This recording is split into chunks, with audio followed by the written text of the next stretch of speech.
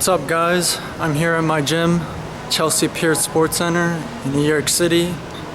That's a swimming pool right behind me. This is the track. That's a little portion of the gym, probably like a quarter. And I'm doing a vlog today. I'm going to do core strengthening, core development, and a warm-up for core for when you do any strenuous activities or anything like that before you squat, even if you just want to warm up for pull-ups, basically anything. And yeah, so I'm going to show you that. And I've been at the gym for 5 hours now. Got here at 3:30, it's 8:30. So yeah, just stay tuned for that. Hope you guys like this. And damn, I need a shave. But yeah, I know I'm just fucking walking. I gotta get to the place first. Just so you guys don't believe me, here's about to be a clock.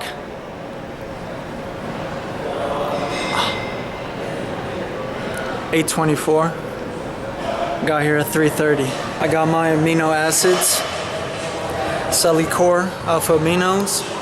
If you're gonna be working the fuck out, it's really essential that you have amino acids. Yeah. Alright guys, so here we go. In a lot of these movements, you will tighten your core and feel that your lower back squeezes the floor and your butt comes off the ground. It will naturally happen if you really tighten your core.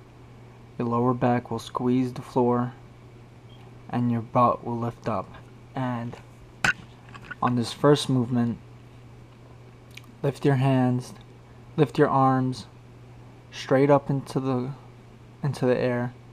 Make sure your knees are bent, and from that 90-degree angle your arms are straight up, you will bring them all the way back close to touching the floor and back to that same position, and do about 15 to 30 reps depending how you feel, and really make sure your abs are getting that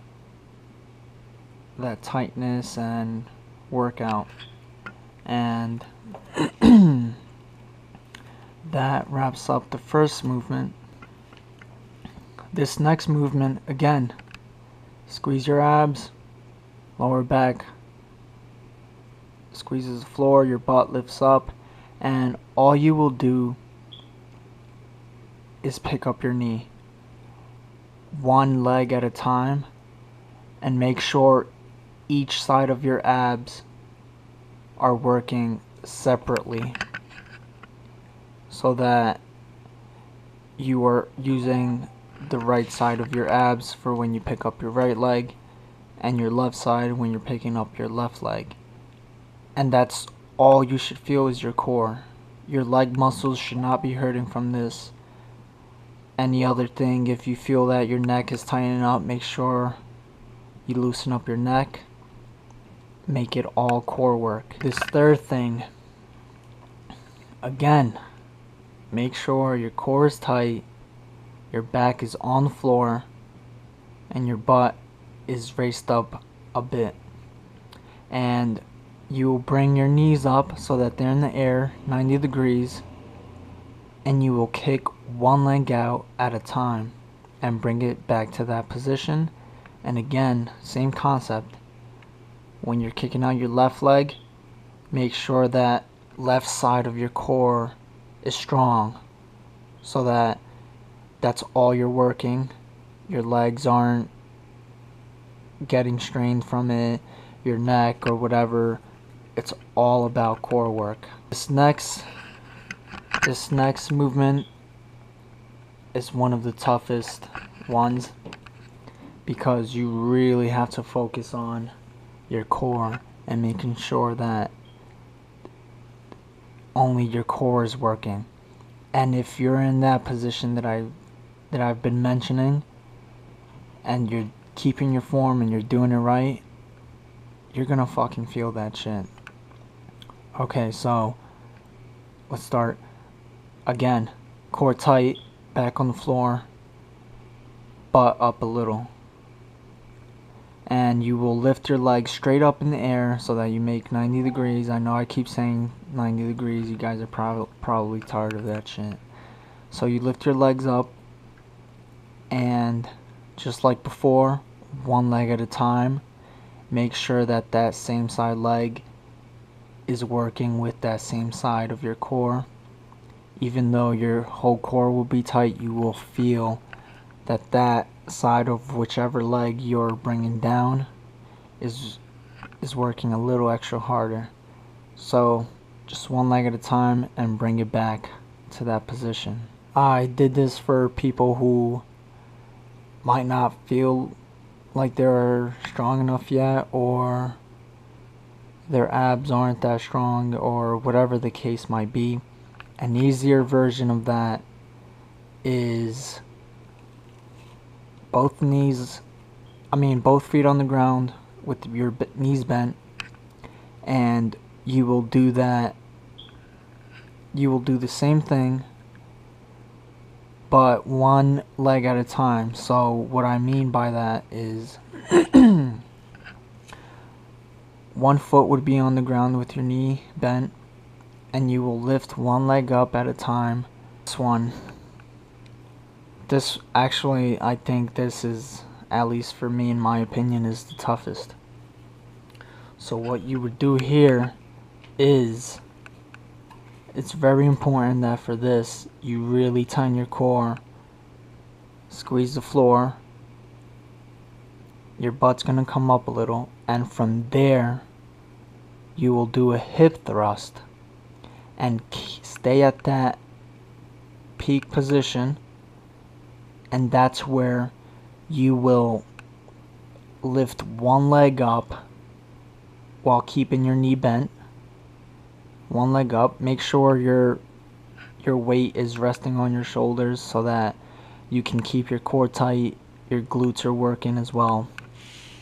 So lift one leg up at a time with your knee bent. And then for people who have a stronger core or conditioning and strength, you can lift, when you lift your leg up, you can straighten your leg once it's at the top. So the easiest way is just lifting your leg up and down with your knee bent. And then to make it a little more difficult, lift your leg up with your knee bent, and once it's up, straighten your leg out. This last exercise are bear crawls. So what you're doing here is you're getting on all fours.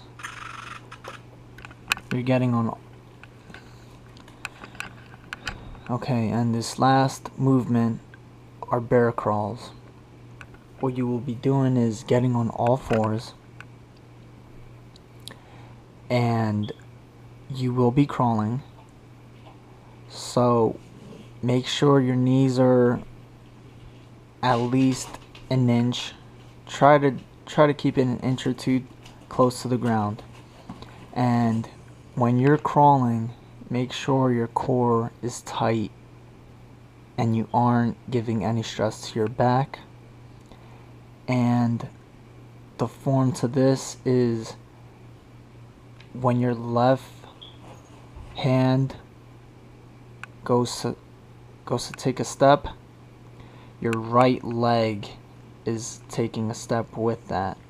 So left arm, right leg, right arm, left leg, left arm, right leg, right arm, left leg.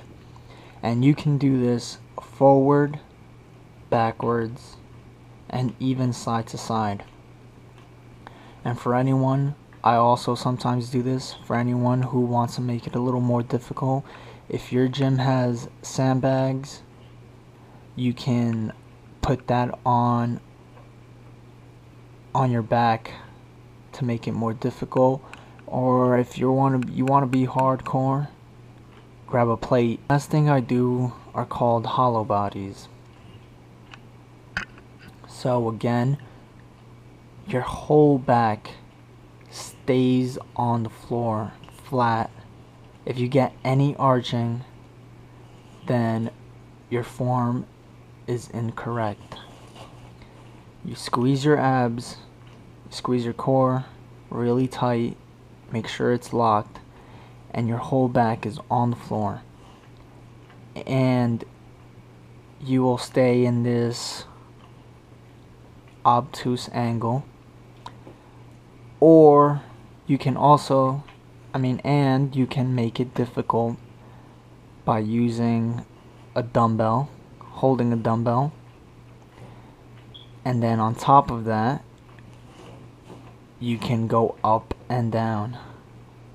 I would recommend, if you don't go all the way up and down, just, I would say, bring your arms and legs together and then go back to that obtuse angle and then back to keep the contraction going and keep that hollow body strong. And this hollow body is, all of this is important, but this hollow body is very important because you basically need this position for a lot of exercises. If you're doing pull-ups, it's good to keep that hollow body with that core tight. If you're squatting, you need that core tight. And for your back, and if you're doing bicep curls, hollow body, a lot of things come into play with this hollow body.